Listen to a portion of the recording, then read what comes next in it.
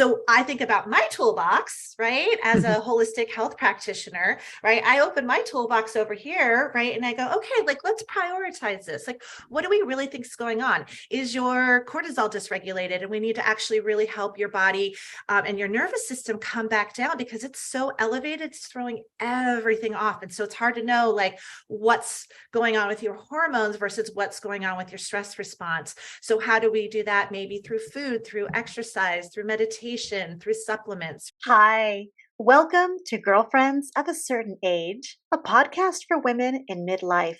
We are busy living our best lives. I'm your co-host, Flashay Hesh. I'm a business coach and work-life balance expert for women. And I'm your co-host, Jessica Neighbor. I'm a voice coach for vocalists and public speakers online at Impact Vocal Coaching. We are girlfriends in real life, and in every episode, we'll discuss a different hot topic about becoming wise women, recovering from being a good girl, and not giving a bleep anymore. If you identify as a girlfriend of any age and you want to join our conversation, join us on Instagram, YouTube, and girlfriendsofacertainage.com. Hey, girlfriend. Hey, girlfriend. Happy Monday. Happy Monday. You said it the other week. My Mondays have never been more fun now that we're doing this podcast. Why didn't we do this sooner? I have a reason to like put on a clean shirt. I know. Actually, it's funny. Today I was like, where's my girlfriend where's my recovering good girl t-shirt? And I decided not to wear it because I've noticed I've been wearing a lot of dark colors. So for those of you watching us on YouTube, you'll probably be like, why is she so dark and dreary? So today I decided to put on a clean shirt that was not black. So I need to go get myself a new recovering good girl shirt in white. Yes. So that I can show up a little brighter with my background. So, and I'm liking the bling. You got some bling on for those of us who can watch on video. It's very fun. Well, we have some more bling. We have a very special guest who we cannot wait to introduce to you all. She is a wonderful person inside and out, and we are going to use her expertise today about all things health, wellness, and nutrition related. So we want to introduce to you Michelle Dwyer. Hey, Michelle. Hey, girlfriends. This is the best way I've started my Monday in a long time. So love it. Right in, Michelle. You fit right in. Absolutely. So Michelle is a fantastic person. We are going to be asking her questions for ourselves and for our community of girlfriends of a certain age about things like health and wellness and perimenopause, menopause, hormone balance, you name it. And we've gathered some common hot topic questions. So hopefully we ask them. And if there's anything we forgot, we're going to give you a way to reach out directly to Michelle. Or you can also reach out to us and, maybe we have to have her back on. So we're going to dive into it together. Michelle, I can't wait. I'm going to give you a little intro here. Here we go, Michelle. So Michelle Dwyer is a holistic health coach and certified nutrition consultant living in Oakland, California. Her role is to guide her clients on their journeys toward greater wellness, energy, and vibrancy through a holistic approach. By looking at all aspects of health, body, mind, and spirit, she empowers clients to create and maintain a lifestyle that nourishes the person through quality food, spiritual connections with self and others, moving the body, and self-love. Michelle has Master of Science degree in health and nutrition education and is board certified in holistic nutrition by the National Association of Nutrition Professionals. She is founder of Whole Life Nourishment for Changemakers, a mind, body, spirit program that addresses the whole health of progressive leaders and visionaries. Love that. She works with clients both locally and across the country via Zoom or phone. For more information about her services, you can find her at healthcoachmichelle.com, which we will gladly put in our show notes for you. So welcome. What a wonderful,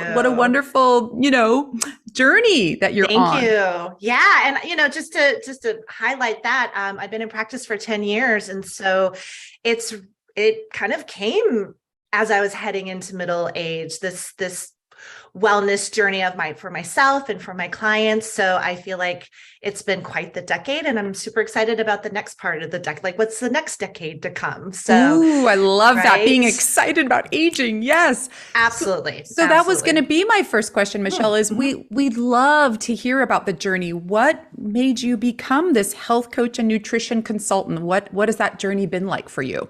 Yeah. So before this, I was a high school teacher. I'd been in education for over 15 years, and I got sick, and it wasn't anything that they could say, you have this. I just was not well. And I was going to doctor after doctor, and I'm sure they were doing their best, but I was not having my needs met. And so it led me on this whole health and wellness journey. And I always kind of talk about like the phoenix rising from the ashes, right? On the other side of the journey, I realized that this is how I wanted to serve and what I wanted to do. And it's such a privilege. I mean, I'm sure you both feel this about the work that you do. It's such an honor and a privilege to be that guide and support for people on their health and wellness journeys. So, and then I was thinking about this call and or this podcast for today, and I was so excited to think like, how amazing. So I'm 48, almost 49, and I've been doing, I know. Samesies. And I've been doing this for 10 years, and I feel so much gratitude to women who trusted me, when I was still in my 30s or early 40s, who were in perimenopause, menopause, decades into menopause, and trusted me and their health journey. And that I've learned so much from them. So yeah, there's my training, there's my master's degree, there's the ongoing training that I've done, but really it's listening to my clients, it's listening to each other, and really like taking all of that knowledge and information and supporting them. And it's been an amazing journey. So as much as it was hard to be sick at the time, right? It really was pardon my French, the shit that became the compost that grew the flower, right? that was your mess to success. That was my mess to success. Yeah. And honestly, that's what makes us trust you, right? We know that you know what it's like to be confused, to look to the medical community and say, help. Like, I actually feel tears welling up because we're looking for help and support, and to not either be taken seriously or that to notice, I don't think they know what they're doing. I don't think they know what's wrong with me, with my beautiful female body. Yes. So I want to ask you a big question before we get into the nitty gritty of all the self-serving questions that Jessica and I want to throw at you. What's wrong? What's wrong with the system as it's set up right now? Oof. Because I think I hear so many complaints, and we want to do a whole episode actually on stuff our doctors said to us that was inappropriate or rude or wrong. Goodness. Can I share one before we start? Oh yeah. I just talked to a client yesterday who the doctor, a female doctor, told her to be smaller. Smaller.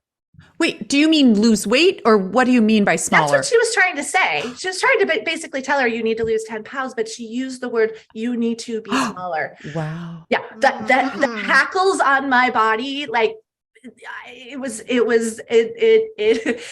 to Felicia, that's such a good question. I will take a big scope back, right? In that the bigger picture is retelling our story.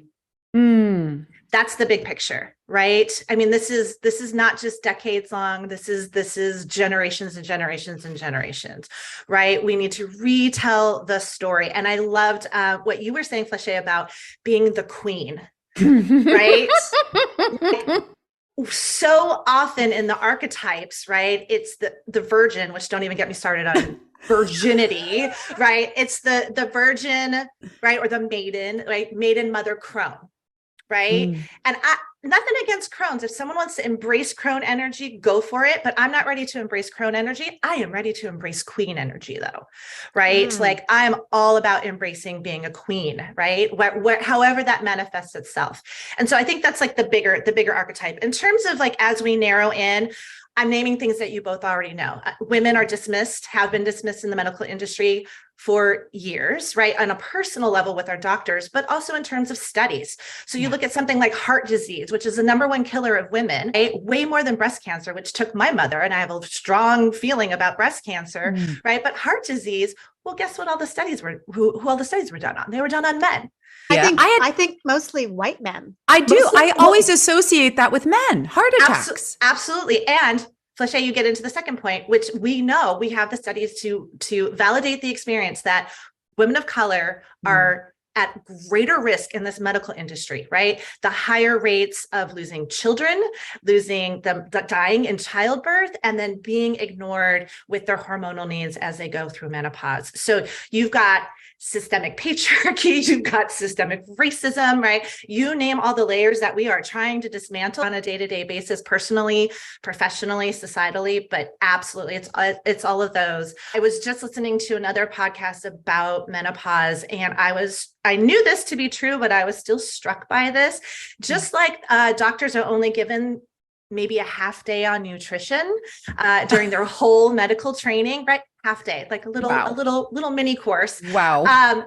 They are only given a few hours on menopause. If they are even trained at all. This is a shocker. We have great systemic issues that need to be shifted and changed. And in the meantime, we need to empower ourselves to get good information, to get resources, to reach out to each other. Because I don't want to be like, it's the system and we're all screwed, right? Like we don't want to be in that disempowered place. And so my big message is about empowering yourself. The other thing I really want to say, you know your body best. So if you are being questioned about knowing your body, if you are being told that you're overreacting, if you're getting a feeling from a doctor that these are just normal, just part of aging, my suggestion is find a different doctor. Find a doctor that is on your side and willing to listen to you. Well, Michelle, I did that. I had an old school doctor who basically, when I was going through my perimenopausal symptoms, which for me were super hormonal. So I'd be like, I don't know why I'm crying all the time. I'm crying. I don't know why.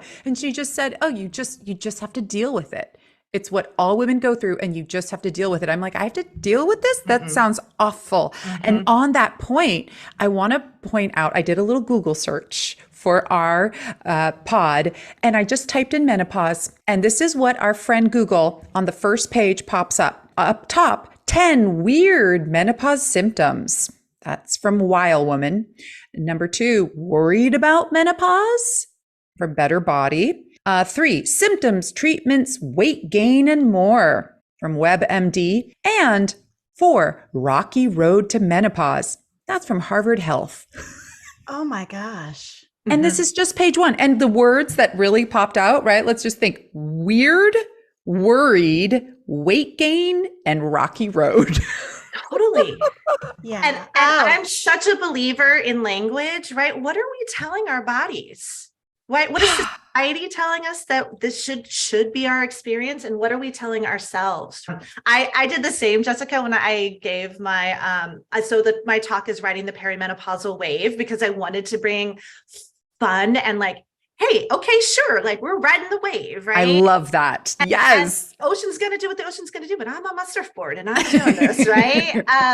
But the same thing, I like to bring a lot of humor into my conversations. And so I was trying to find like funny memes or cute cartoons that had to do with perimenopause. And they, again, similar tone. It was all about how horrible it is, how like jokes at the expense of women. And I just thought, what is wrong with this conversation? So that's my whole point. Like we need to start the conversation, because I don't know that there's been enough conversation. And then part 2 is change the conversation. I love that you're doing such important work, because I think we start to feel often like we fade in midlife anyways, like we become less relevant to our greater culture. And then we're going through this huge hormonal shift in our life. And we're so isolated. 100%. And it's just like, we shouldn't have to do that. So that's also like, that was one of our biggest reasons for doing this podcast, was because we were basically going through perimenopause going, this is so crazy. We need to live out loud. And so I just think that's really, really wonderful. 100%. And I think that's part of, the great work that you both are doing, and is not just changing the conversation around our bodies and empowering our bodies and understanding our bodies, and just recognizing that this is like a period of flux, right? This is a period of change, and we need to honor that. but also like all the things and I wrote them down because they were things that like changing the story around sex, changing the story around power, changing the story around visibility, changing the story around all these different pieces. It's all the levels. So yeah. Oh my gosh, 100%. So if we did have, a girlfriend of a certain age who came to you and just said, Michelle, I am having these perimenopausal symptoms. I'm riding this wave. What would sort of your general approach be with someone who's riding the wave? I love that. Yeah. So can you add in, I'm sorry to interrupt, Please, can you add in a few of what the symptoms are for girlfriends who are kind of like, what exactly do they mean by symptoms? Yep, absolutely. So, I feel like the culture kind of just talks about hot flashes, and that is something that a lot of women have, but a lot of women never have. And so, yes, certainly hot flashes can be a piece. Disrupted sleep is a pretty common symptom, and there's a lot of layers to disrupted sleep. Some of those are hormonal, some of those are situational, some of those are just the lives that we're living, like lifestyle pieces. It's not just women who are having difficulty sleeping. So those are common ones that I see. I see that needing to change maybe what they do for their exercise and movement. That's something that was feeling really good in their bodies before suddenly is not feeling so good in their bodies. And so a lot of what I do is just really honoring you are in a new chapter of your life. I don't eat the way that I did when I was in my 20s and 30s. I don't dress the way that I did when I was in my 20s and 30s, and not in a good way or a bad way. There's no judgment, but it's just different. And so it's really like listening to our bodies. So I would say, hot flashes, sleep disruption. I feel like the things that aren't talked about is the role of stress and cortisol, and that the role that plays on hormones, because I feel like it's just, again, sort of taken for granted in our culture that we're all stressed out, and it can just be this sort of like ubiquitous thing that we're all just floating in. But from a hormonal perspective, and I'm going to get a little technical here, but not that technical, but from a hormonal perspective, if our cortisol, which is our main stress hormone, if that's dysregulated, it's going to throw off all of our other hormones. So when we're in that perimenopausal wave where month to month, day to day, week to week, things are shifting in terms of our estrogen, our progesterone, all these different hormones, add to the mix our stress levels, right? And that can throw off both our progesterone and our estrogen, but that can also throw off things like our thyroid, right? Which does a lot of things to regulate healthy weight, our body temperature, our sleep, our digestion. I feel like that's also part of the conversation that sort of gets dismissed. We're sort of like, and again, it's a very Western medicine approach. Like, here's a symptom. What's the medicine that I take to get rid of that symptom?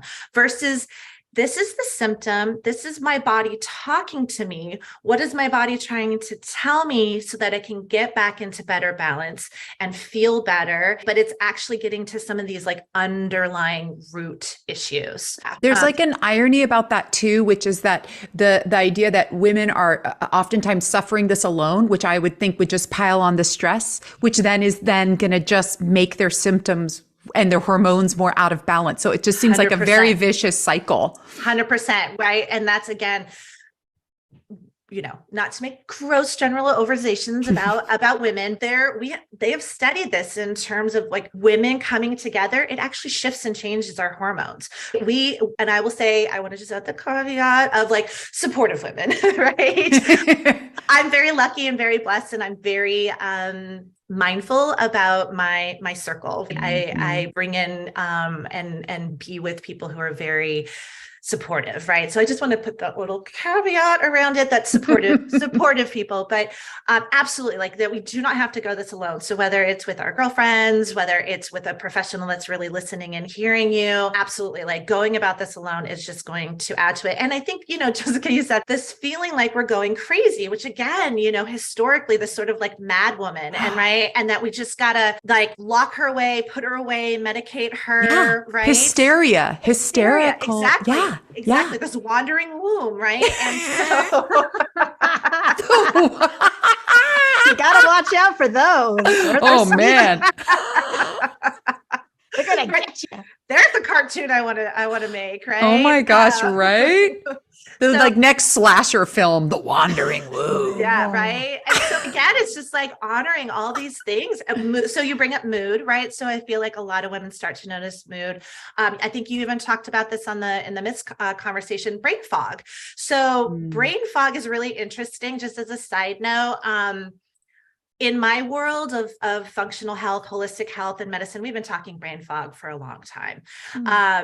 When someone says, what's brain fog? I say, well, then you've obviously never had it, because if you've had brain fog, you're like, oh, that's exactly it. I know exactly what you're talking about. And it can feel like it comes out of nowhere, like kind of like here in the Bay Area, where all of a sudden it's like super foggy and you're like, where did that come from? But what I want to say, what's interesting is in terms of long COVID, one of the symptoms is brain fog. And so suddenly brain fog, I'm seeing it in the New York Times. I'm seeing it being talked about in the mainstream media.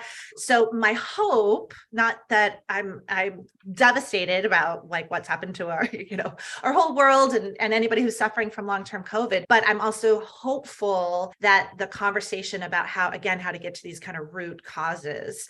But again, so many women are told that's normal. That's a part of aging. You're just going to start to lose your memory. Brain fog is nothing. I don't know what you're talking about. Here's this antidepressant. I think there's just so many things, whatever the symptom is, to take a look and see like, okay, how can I best support my body? How can I feel as good as possible, as soon as possible? That's what I'm always trying to do with my clients, like bang for the buck, let's get there. Because if we can't, it's hard to like eat well and exercise if we're exhausted. Oh, go. Yeah, I know we have. Well, you touched on something that is sort of sparking my brain alive, which is antidepressants. And like 2 years ago, I was seeing a new doctor and she saw how old I was. And she's like, how's it going? And I'm like, how's what going? Then I realized, oh, she must be talking about menopause. Oh, awesome. I've never had this conversation. I leaned forward and she's like, well, when you're ready, we have antidepressants that we can give you. And I was like, but what? Why would you offer me that? I even called her out. I said, I'm trained as a therapist. Are you telling me that you're offering that as the first thing to people? And another woman, she's probably like 10 years younger than me, poor thing, turned bright red. But I did want to shame her a little bit. I was shocked and horrified. That was the first thing that she offered me. What is your sense of why that is the first thing that is prescribed to women of a certain age? What do you think that's about? If I'm feeling gracious, the answer to that question is that it's ignorance. They don't have a lot of tools in their toolbox, right? So you come to them and say, I'm struggling with hot flashes, disrupted sleep, crying jags before my period, 2-week long periods, whatever, right? They go over to their toolbox. And again, because this is lack of training, this is not willful ignorance. This is not, right? Like them trying not to help us. This is just from lack of training. They go over to that toolbox and they look inside. Well, what do they have? They have antidepressants and they have the pill. Those are the two things that typically, if you go in starting to say that you're having issues, they're like, here. Same thing happens with like, you have GI issues. They're like, oh, here, take this omeprazole and come back and see me in 6 weeks. Let's see if it gets fixed. Oh, your cholesterol is high. Let's not figure out like why. Here's this medication, right? So I think it's just part of the toolbox and the training. Also, Felicia, I don't know how much time you had with that person, but like, typically with our doctor meetings, we have 15 minutes, right? And that time to have that like deeper, longer conversation about what's going on, what's going to best support us. I come back to that client who the doctor said, be smaller. Be smaller. She said, okay, well, what do I do? Like, what do you want me to do? And she's like, I don't have time. Like, I don't have time for that. Right. And so it was like, this sort of like judgment is thrown out from my perspective, terrible bedside manner in terms of how to communicate that, and then offering no support or guidance. Right. And so I think today's episode is brought to you in part by our dear friend and girlfriend of a certain age, relationship coach Tamara Mendelson. We wanted you to meet Tamara because she brings a really fresh perspective to relationships that we thought you needed to know about. You can learn more about Tamara at tamaramendelson.com. Hi, Tamara Mendelson here, relationship coach. Relationships are hard, and I wrote the mini relationship roadmap to help you along the way in your own relationship. Tips and tricks and some exercises to help figure out if your relationship is broken or if you're just angry. So sign up for our email down below and get on our mailing list, and I'll send you out this workbook right away. Talk soon.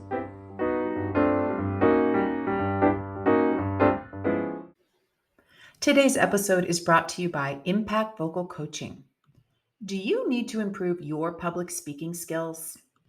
You can increase your confidence and skill with my new training course.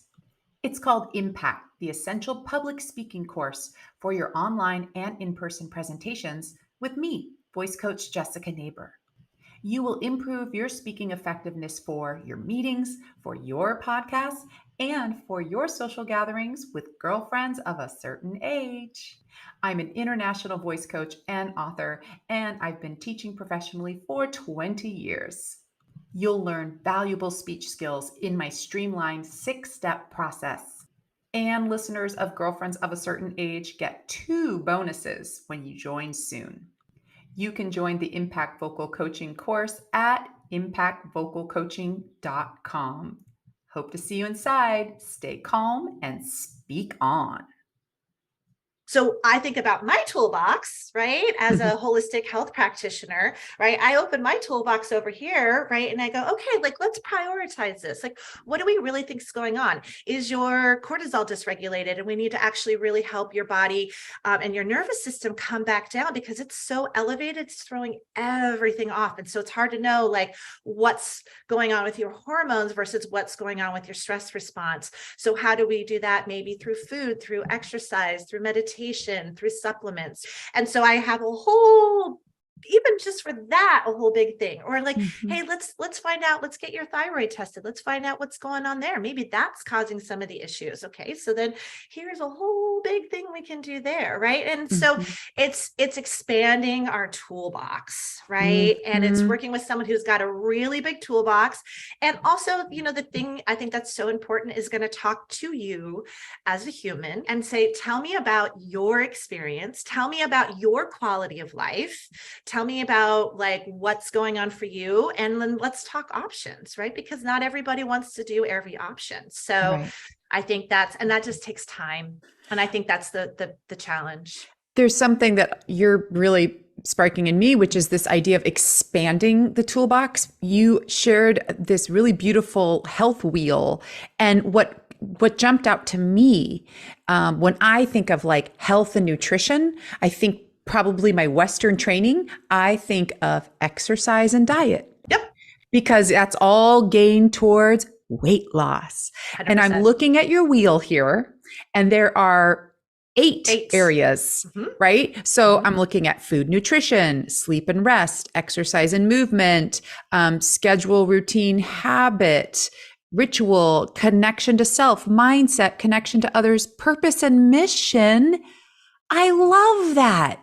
Rather than eat salads and go on the elliptical, which I confess for a long time was my focus. It was my training. Yeah. And then also something interesting happened where like it worked, or I thought it was working. And then as my hormones started getting more complex, my needs, what I was calling in, started to feel like it was getting more complex. Not that it ever was the solution. I'll just say. But really, like, I feel like for your expertise, that is what a lot of people associate immediately is, oh, this is how she's going to tell me how to lose weight and how to exercise or what to eat. Yep. And in fact, you know, even just talking about the exercise, you know, some of the things that maybe were great for our body when we were 20 might actually be detrimental. And I don't mean because we're old, right? It's not because we can't do it. It's none of that BS, right? It's just actually, again, working with our bodies, and that actually someone might need to do something that's very restorative, right? Like maybe their body doesn't need to be doing the hot yoga, right? And where they're feeling like they're going to pass out afterwards. And what they actually need is some like yin and restorative yoga. Oh my gosh. Like candlelight, you know? I used to be a cardio nut, right? Like spin class, like high impact. My body, I don't want that anymore. Nope. It doesn't revive me. Nope. I'm like, flat out exhausted. My joints? They're like, what did you do to us? It's one of my number one questions that I ask someone is, how did you feel after the workout? How did you feel after doing that exercise? How did you feel after doing that movement? Did it energize you? Did you feel pumped up? Did you feel good? Did you feel revitalized? Or did you feel knocked out? Did you feel drained? Did you feel like you were depleted? Because if you're feeling depleted, that is not working for you right now. It doesn't mean you have to give it up ever, forever, right? But that's not working for you right now, right? And I think, again, it's shifting out of this like push, go, which we know, girlfriends, that's people pleasing, right? That is the good girl bullshit that I know you guys talk about all the time, right? If I'm a good girl, I eat my salad and I go on the elliptical. Totally. Good girls do that. And as I'm saying it, like I feel almost like sick to my stomach, right? I feel almost sick to my, if you love salads, eat salads. I love a good salad. Like I'm down for a good salad, right? Yeah. But I'm also down for a bowl of pasta sometimes. I'm just going to. Well, but there's something that you just gave us too. Right. And I just saw in my mind's eye, I felt myself relax for one, and I felt thousands of other women relax because you just gave us permission to ask, how do I feel after the workout? How do I feel after I eat that meal? How do I feel? And who am I doing it for? Yes. Right. When I hear that doctor saying get small, it's like, oof. I hear some old fashioned thing. And my first thinking is like, well, okay, yeah, it'll help your blood sugar or whatever the health issues that you've got going on. But maybe you need to look good for your spouse. You don't want to fall apart. There's something shameful about it. And I have a question. How do I get my hands on your wheel? What's going on? How do I find out and assess this for myself, like where I'm at on your holistic health wheel? Yeah, no, great. Thank you for the question. So yeah, I really love it as a self-reflection tool.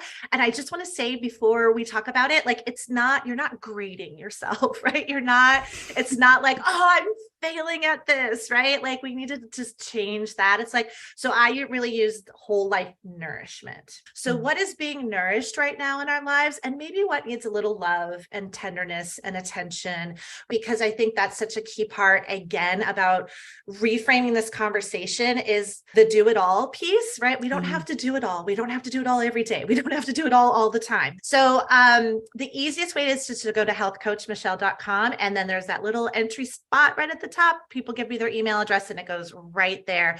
But I love using it anytime you're wanting to just kind of check in with yourself, like, hey, like where do I want to give a little bit of extra love and attention? And it really came to me, not to get too off topic, but it came to me on an airplane. I don't know if you ever have like clear downloads like in your mind when you're flying, but there's something about being up there. I'm terrified to fly. So maybe it's like being on the edge of death. I'm not quite sure. heightened alert space. Heightened alert space. But this was in the midst of a very challenging time in our country. I don't need to name names. We all know who I'm referring to. And I personally, as a person who identifies as a change maker, I felt for 4 years, it was a fire hose of insanity.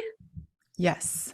And putting out a fire every single day. And I just felt myself signing this petition, showing up at this march, donating money to this organization, researching like things that I'm not an expert in, because suddenly I'm like, I need to become an immigration expert to understand like what horrific thing is happening right now, right? And I just could feel, and as I can talk about it, like I can feel the stress that I felt at that time. And I thought, Michelle, do all those things because you care about them, but stay in your zone of genius, which is supporting people in their health and wellness. Everybody who is caring about these issues right now, let those who are immigration experts be immigration experts, and let those who are environmental experts be the environmental experts. And if you can support them and support all the folks trying to do good work out there, then you're serving. And that's why mission and purpose is so important to me. You're serving in this different way. And it just really occurred to me, what do I talk about on a day-to-day basis? It's not eat salads and get on the elliptical. It's like, hey, are you getting enough sleep? Are you getting enough rest?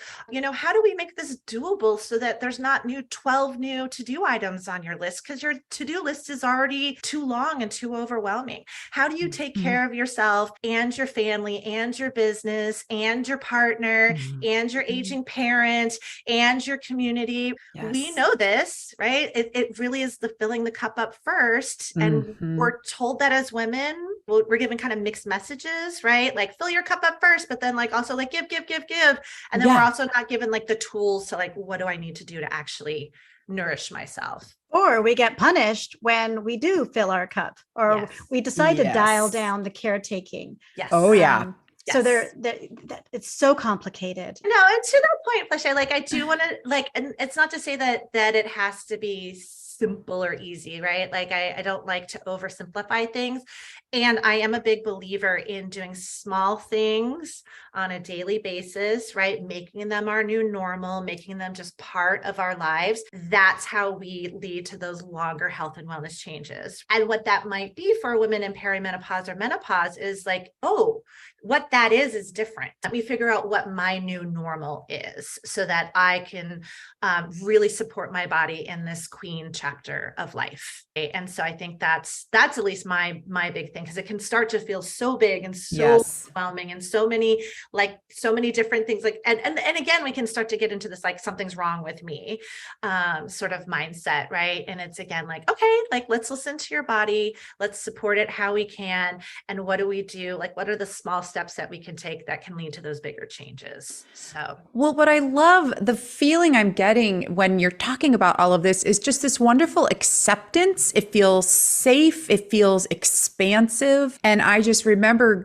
going through menopause, because now I am on the other side through menopause. I just felt like I was navigating a whole new landscape, and I didn't completely trust myself. And that felt so frustrating, because I felt like, as a raised feminist, I really did want to trust my sexuality. When I gave birth, I wanted to trust myself. And I felt like I achieved those things.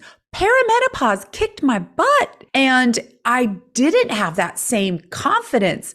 But I really think it's because when you look around, what is reflected back, like there's nothing about it, or it's just all bad news.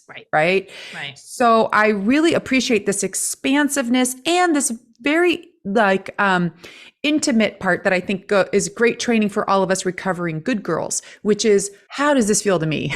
The workout, the food, sleep, what you should be doing versus what actually feels right for you, your body, your journey. Yeah. And I think it's really radical, because it's stripping away. This is the amazing, awesome part about middle age.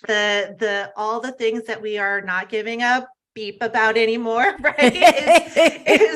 is right. It was really like, okay. And it takes space. I think that's just the thing I want to say. If we're just sort of bombarded with our life, right? It's just, and there are times in our life where, for whatever reason, that's going to be more the case. But whatever sort of even like inching out those little spaciousness so that you can actually take that moment.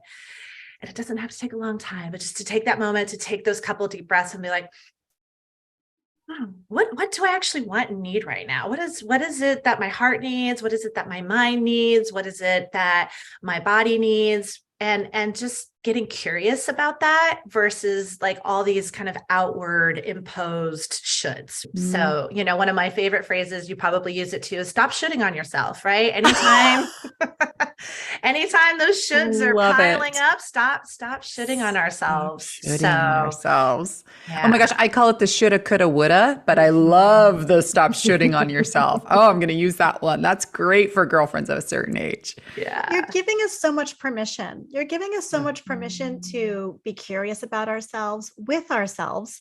And then, of course, with our trusted, health advisors and professionals. I know there are a lot of women who are leaning forward on you right now, Michelle, like, can I get a session with her? Because it's so wonderful to be asked by someone in a calm, grounded space, how are you sleeping? Yeah. How are you feeling? Let's Yeah. unpack what's going on and the shifting needs of both your body and your mind and your spirit and your relationships and your everything. Yeah. I think that's really beautiful. And as we wrap up our time together, I wonder, what do you want the takeaway to be for women, for girlfriends at a certain age? Maybe you're going through perimenopause, maybe just figuring out, oh, maybe I am going through perimenopause or on that menopause journey. What do Yep. you want to warm their heart with? Yeah. Well, I think it's just to acknowledge, first of all, that it is a spectrum and a timeline like all things. Again, a very weird part of our culture is that we call this thing menopause, which is literally just a day in the life. It's 2 years after your last period, sort of arbitrary. And so again, like really honoring, I talk a lot about process. So just really honoring our process, honoring our journey. It's not about perfection. So letting go of any sort of perfection or even like, I have to figure this out. It's like, I think there's even this desire to like perfectionize even menopause. Like I just got to fix it and I got to figure it all out. And it's like, okay, like I understand that feeling, and really kind of doing it from that nourishing, supportive place. Right. So I think it's like, instead of this sort of top down model, we're just trying to like put out fires or squelch something. It's like, okay, really nourishing from the roots upward. And so taking that time to pause and reflect and see like, okay, what at root, where do I want to start with supporting myself? Is it more time in nature? Is it more time with my girlfriends? Is it, carving out more sleep for myself? Is it seeking out professional help, whether it's with a therapist or a coach or whoever it might be? But really it's like that, take that like one teeny tiny step. That's always my big recommendation. And if folks are curious, they're like, hey, I don't even know what symptoms of like hormone symptoms are. As part of the writing the perimenopausal wave, I did it as a talk. I recorded it. It's online. It's available for any time anybody wants to catch the recording. It's about an hour and a half. It's about 2 hours. Try to keep it to an hour and a half, but I had a lot to share. But part of that is a hormone quiz.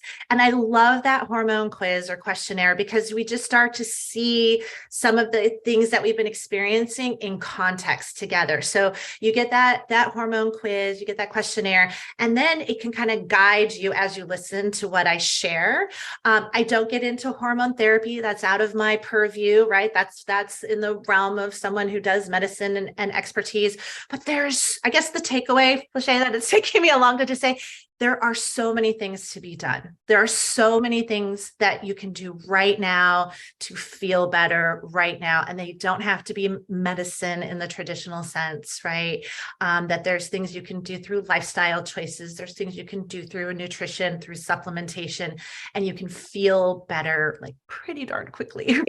And so that's the hope that I want to really share with people, is that, this story that women suffer and that we're just meant to suffer, and this is just supposed to be a suffering process. We're going to just take that and put that in the compost. Yeah. Oh, yes. Goodbye. Amen. And like what your client heard, get small. Like, I feel like you're basically saying, get big. Here's all the options. Yes. In fact, I told her that. That was exactly. I was like, I want you bigger. Thank you. Right? Like, she's an artist. She's a grandma and mom. Like, I want you bigger. Yeah. Well, so that's us for this podcast too. We want to age and get bigger. We want to live out loud. Like, exactly. We want to be excited about the next chapter. Yes. Yeah. Well, and what I hear in that, I hear that song by J-Lo, Let's Get Loud. And we, of course, did a whole episode about it, but I like just hearing her voice. It's like an anthem for all of us. Let's get loud. Let's get bigger, take up more space and get noticed, get our needs met in a holistic, healthy, grounded, and very personal way. And oh, you have just lit me up, Michelle. I know. Excited. I'm so lit up. I'm so lit up. Michelle, are you ready to play our game? I am. All right. We love to ask all of our wonderful guests this fun question, which is one of our taglines, which is, what are you in your midlife not giving a shit about? That the younger Michelle, the older Michelle used to worry about. Yeah. So total recovering good girl, so I need that t-shirt. And I really was thinking about it. And I think midlife plus quarantine has really reframed my sense of FOMO, my fear of missing out. Growing up, I was the last to leave a party because I always thought that something amazing was going to happen the moment I left, right? And this started when I was a very little girl, when I experienced my first 4th of July and fireworks. And I thought that those were happening every single night after I went to bed. And I didn't realize it was just once a year. And so I spent a lot of my 20s and 30s saying yes to things from a place of fear of missing out. And I have gotten so good at really taking that moment, that pause that I was talking about, and being like, is this actually lighting me up? Is this actually a hell yes? Or if it's not a hell yes, then I'm not even going to say sorry. No, I'm going to just say no. Oh, I love that. Not even apologizing. Not even a sorry no. Just no, not going to happen. No, Ooh, no, feels good. no, Feels good. No. the no, and the like, they'll have a great time. There are other great times to be had. So that's my thing that I don't give a shit about anymore, is I'm not going to miss out. There's so many opportunities to live a joyful life. And sometimes that might be at home with my book. So yeah. What I hear in that is the party is here in me. I am my own party. Yes. And that's true. Oh, I'm so excited. This has been so delightful. So actually, the thing that's happening next for me is I'm actually going to a doctor's appointment with a doctor who makes me feel the way you're talking about. And I'm just delighting in my power and voting with my feet, saying a hell no to the doctor who was like whispering to me awkwardly and offering me antidepressants and I had no symptoms, to a doctor who's going to sit with me and really hold eye contact and ask me how I'm doing and ask about my sleep. So I just want to thank you, because I want every woman listening to have that experience with her healthcare provider. And you gave us that today. You gave us permission, you gave us insight, you gave us wisdom, and you gave us knowledge, more information that we can look into. And so I want to thank you for helping thousands and thousands of women to feel more comfortable and to get their needs met. Oh my gosh, hats off to you, Michelle. I'm just so grateful. And Michelle, I know you have something for our listeners, a little, invitation. So what can we give our girlfriends here today? And also along those same lines, where can our girlfriends find you if they want more from you? Thank you. Yeah. So Health Coach Michelle is my website, and it's MICHELLE. And that wellness wheel is there. But I also wanted to offer to all the girlfriends, if you're interested in like, hey, that sounds like me, and I want to hear more about perimenopause and riding that wave, that course that I was talking about with the questionnaire is half off to all the girlfriends. So there's the code word girlfriends. We'll post I know, I thought that was fun. Cute. The promo code is girlfriends, and it's at your own pace. You can play it while you're folding laundry or like going out for a walk or whatever you're doing. Yeah, I just hope that, again, people can take away that one nugget, like, okay, this is something new I learned about myself and my body, and this is one proactive step that I can take to support myself. So love it. Thank you so much. Oh my gosh. Well, all of that information and the links will also be in the show notes, so everyone can, go find those wherever you're listening to this podcast, or if you're watching it on YouTube, it'll be in the description as well. So Michelle, we can't thank you enough. I am just I feel lighter and happier just talking to you. It's been a delight. I really am inspired by your work and your purpose and what you're doing. Thank you. Thank you. And this has just been such a lovely space. It is one of my new missions and purpose, just to start having this conversation. So thank you for this beautiful space to do so. I love it. Well, thank you. So to all the girlfriends out there listening with us, you can also always let us know through Instagram, through our community, what you thought, what are your golden takeaways from this wonderful interview with Michelle, and we will get back to you. So until next time, girlfriends, bye. Thank you for tuning in today to Girlfriends of a Certain Age podcast. Do you have a girlfriend who needs to hear this message? Share this episode with her. She will love you forever. If you enjoyed today's episode, please subscribe, rate, and comment wherever you get your podcasts. Stay tuned for more episodes where we discuss more hot topics about girlfriends living their best lives. You can follow us on Instagram, YouTube, and girlfriendsofacertainage.com.